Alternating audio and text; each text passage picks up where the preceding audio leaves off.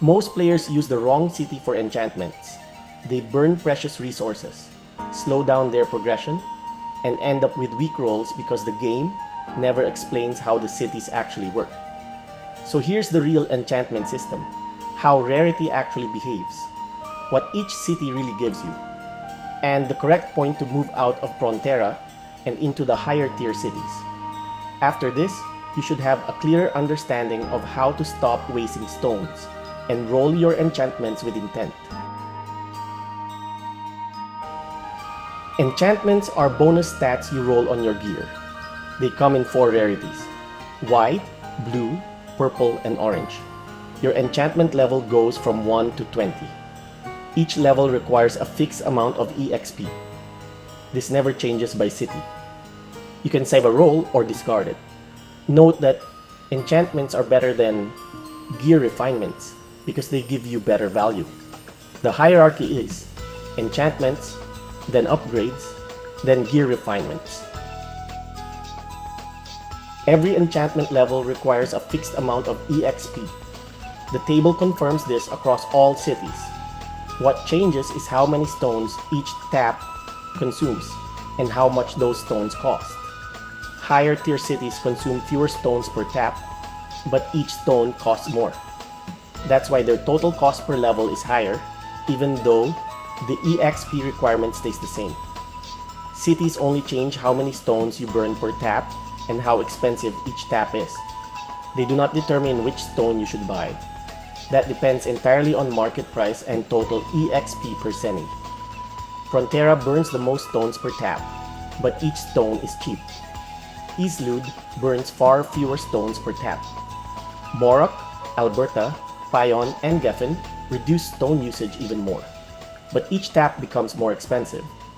These differences only matter for leveling your enchantment and for triggering blue, purple, or orange rolls to push Awakening progress.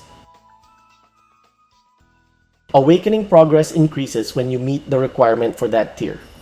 This can be an X number of blue, purple, or up to 24 orange quality rolls, even if you don't save the result. During this phase, you're not rolling for final stats. You're only pushing the Awakening meter upward. Awakening progress does not depend on the stat pool. It does not depend on the city's rarity tier. It only depends on how many stones you burn per tap. Frontera has the lowest stone cost per tap, so it is the most efficient city for Awakening progress. This is a temporary optimized step to raise your Awakening level while saving resources. Once you begin rolling for your actual endgame enchantment, you must switch to the correct city that contains your desired stat pool. Frontera is only for Awakening efficiency, not for final gearing. Each city has a distinct identity. This determines what you can roll. Frontera gives base stats: strength, dexterity, vitality, luck, and intelligence. Islud gives flat advanced stats like critical, haste, and HP.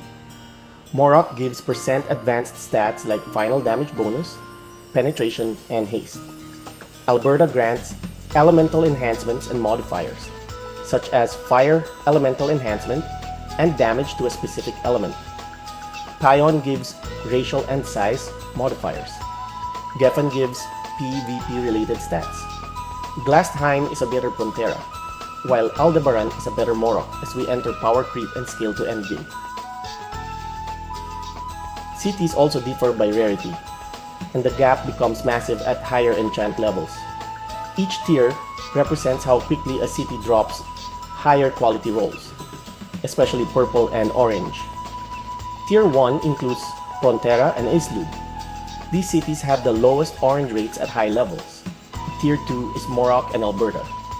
Their orange rates hold up better, but still fall behind the top cities. Tier 3 is Payon, which maintains stronger purple and orange rates as you climb. Tier 4 is Geffen, where high rarity rolls stay consistent all the way to level 20. Tier 5 includes Glastheim, Aldebaran, and Komodo, the highest rarity cities in the game. At level 20, top tier cities sit around 3% orange, while Frontera drops to around 0.34%. That's roughly a 10 times difference in your chance to land an orange roll. Here is a general overview of when to move cities, based on how your stats actually scale. Early game, levels 1 to 10. EXP is fixed, and the stone cost is low. Frontera is your baseline, but you can mix Frontera and Islud if you need early crit, haste, or flat damage. These stats help stabilize early leveling before your cards and base stats fill in. Mid-game, levels 11 to 15. As your cards and base stats increase, percent modifiers start to matter. Morok becomes valuable at levels 11 to 12 because it gives percent base advanced stats. Payon becomes relevant at level 12 and above because racial and size modifiers scale extremely well once you have a real stat sheet.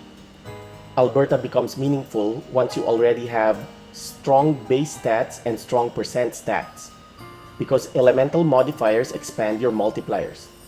For most players, Alberta doesn't make sense until around level 14. A sample case: if you already have around 100% racial and 100% size, then adding elemental enhancement or damage becomes efficient. But there is no exact breakpoint. It depends entirely on your cards and your stat sheet. Endgame, level 16 to 20. Geffen, Glasheim, Aldebaran, and Komodo are your highest rarity cities.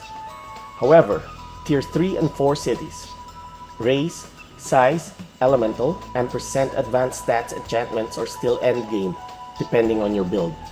City choice at this stage is entirely build dependent. Your awakening path depends on your budget and your goals. If you want the most cost-effective way to reach enchantment awakening, then the best option is whichever stone is cheapest at the time. During big bang events, you get double materials from gathering, so this is the ideal time to increase your enchantment level, as there will be an abundant supply in the market.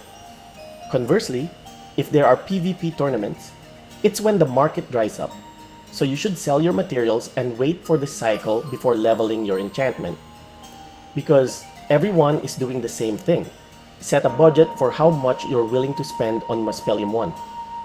Around 63 to 65 crystals is a good price range. Lower is better, but you'll be competing for it. However, Muspellium 1 is not always the best choice. Prices shift, and sometimes other stones give better value depending on the market. Use a calculator to find the best cost to EXP ratio so you don't overspend. If you're already at Enchantment 16 and planning to push toward 18, then you should start getting specific gold enchantments as you level. Hitting Awakening alone is nothing compared to hitting it with gold enchants, because the values are much higher. That's what pushes your modifier values towards 250% and above.